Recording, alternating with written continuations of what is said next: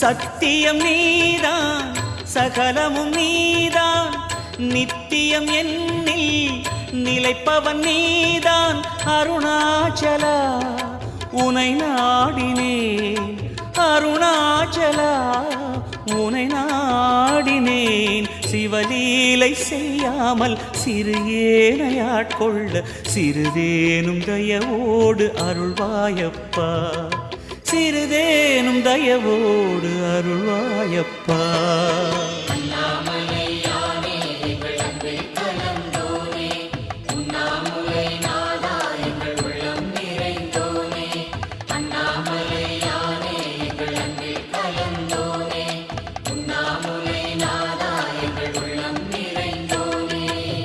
சிவமயமாக தெரிகிறதே சிந்தையில் சிவயோகம் வருகிறதே.